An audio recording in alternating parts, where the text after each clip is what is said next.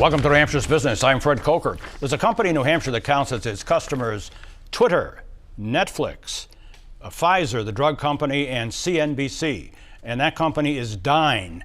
Dyn is a technology company in Manchester. It is one of the premier technology companies in New Hampshire, and it's just been purchased by, or it's in the process of being purchased by Oracle, the multinational technology company. And the common interest here, it appears to be cloud computing. So let me give you some idea of Dyn. Dyn, for those of you who don't know, it's a cloud-based internet performance and domain name service provider to companies. It monitors, controls, and optimizes internet applications and cloud services for those companies.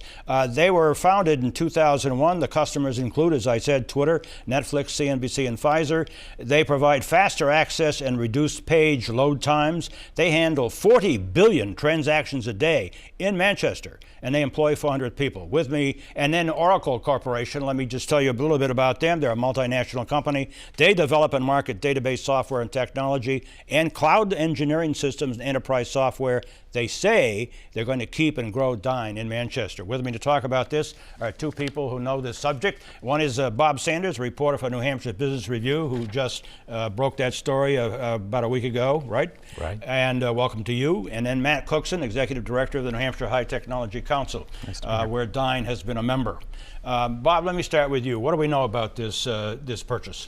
Not very much. Dyn's a private company, and it's so small compared to Oracle that they don't have to really report the data behind the deal. We do have a blogger that said it was about $600 million, and that would be small change for Oracle, who has about the purchase price. Yeah, they have $30 billion in cash lying around last time we checked. Yeah, and Matt, what's the significance of this to New Hampshire's tech community, which you represent? Right.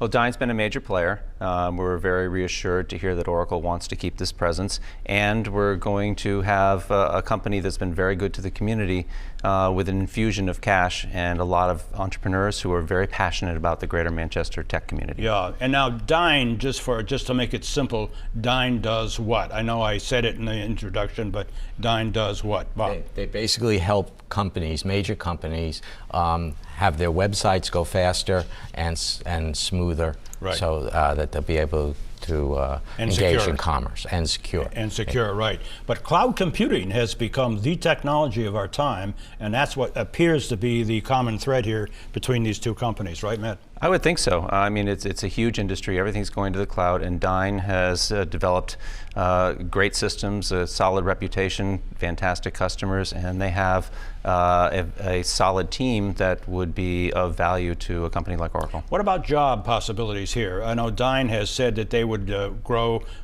their company just alone by hundreds of jobs, and they're doing that. What about job possibilities here? Any ideas? Well, whenever there's a merger, you're not sure. A lot of times companies say that nothing's going to change, but you really don't know until further down the road, because there could be some consolidation possibilities. Just some facts for our viewers.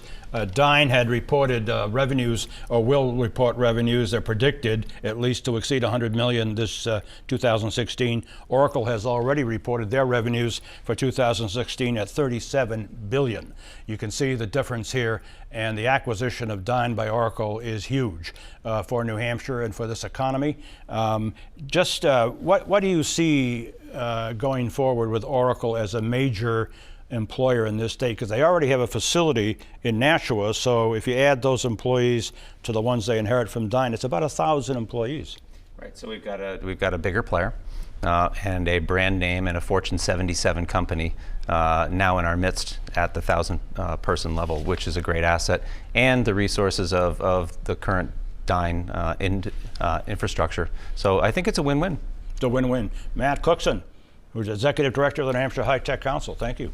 And Bob Sanders, reporter for New Hampshire Business Review, thanks a lot. It's always a pleasure.